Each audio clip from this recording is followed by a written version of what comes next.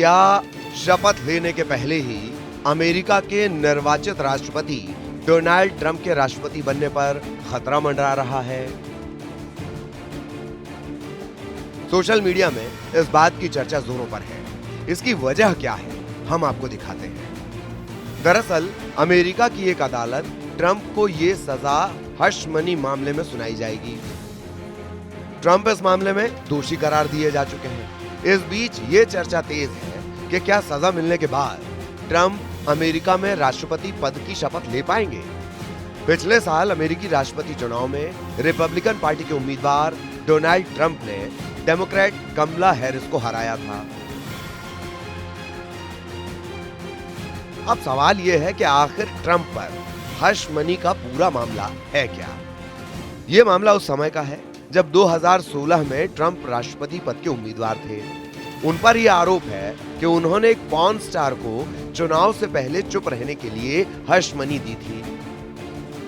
इस मामले में उन्हें कोर्ट पहले ही दोषी ठहरा चुका है और अब उन्हें सजा सुनाई जाएगी। सवाल यह है कि अगर उन्हें सजा हो गई तो क्या होगा? कोर्ट में ट्रंप के वकीलों ने सजा पर रोक लगाने के लिए हर संभव कोशिश की है।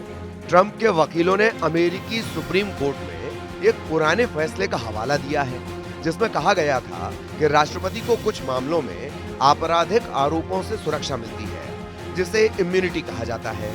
ट्रंप के वकीलों का कहना है कि कम से कम सजा को तब तक के लिए टाल देना चाहिए जब तक उनकी अपील पर सुनवाई नहीं हो जाती। दरअसल ट्रंप के वकीलों का कहना है कि ट्रंप राष्ट्रपति बनने वाले हैं।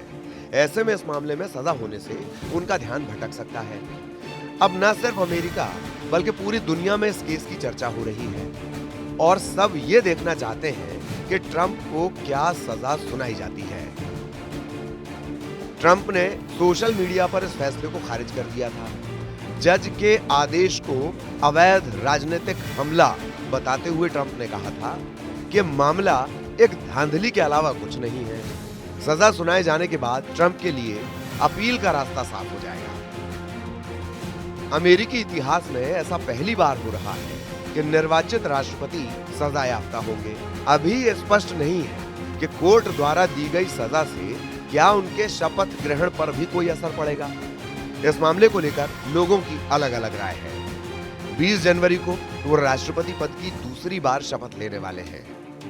यदि सजा से उनकी छवि और कानूनी स्थिति प्रभावित होती है तो उनके लिए राष्ट्रपति बनने का रास्ता थोड़ा मुश्किल हो सकता है।